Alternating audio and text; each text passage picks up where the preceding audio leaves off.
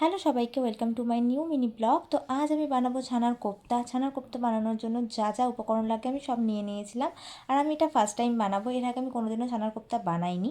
তো আর যারা আমার মতো ছানার কোপ্তা এখনও বানাওনি, তারা আমার ভিডিওটা দেখে কিন্তু ছানার কোপ্তা বানাতেই পারো। যাই হোক, এখানে ছানার কোপ্তা বানানোর জন্য আমি ছানাটাকে গোল গোল করে একটা শেপ দিয়ে নিয়েছিলাম। আর এখানে কড়াইতে আমি দিয়ে দিয়েছিলাম সাদা তেল আর ঘি। তোমরা চাইলে কিন্তু শুধু সাদা তেলও করতে পারো। যাই হোক, আমি কিন্তু ঘি দিয়েছিলাম যাতে একটু স্মেলটা খুব সুন্দর ছাড়ে।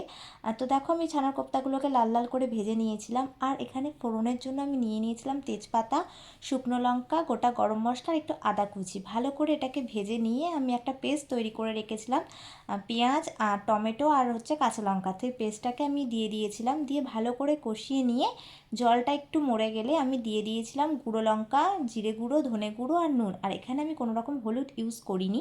যাই হোক, আমি একটা সুন্দর কালারের জন্য হলুদ ইউজ করিনি। তোমরা চাইলে কিন্তু হলুদ দিতেই পারো। আর এখানে দেখো, আমি ফাটিয়ে রাখা টক দইটাকে দিয়ে দিয়েছি। এখানে ফাটিয়ে রেখেছিলাম টক দইটাকে আগে থেকে।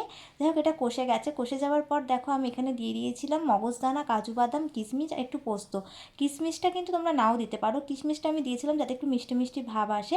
আর দেখো, এখানে ভালো করে একটা কালার চলে এসছে, একটা অলমোস্ট হয়েই এসছে। তার মধ্যে আমি এখানে একটু জল দিয়ে আর একটুখানি গরম মশলা দিয়ে ভালো করে কিছুক্ষণ চাপা রেখে দিয়ে আমি এখানে দিয়ে দিয়েছিলাম ভেজে রাখা ছানাগুলোকে। তো দেখো, এখানে অলমোস্ট আমার ডান ছানার কোপ্তা। এই দেখো কি সুন্দর একটা কালার এসছে।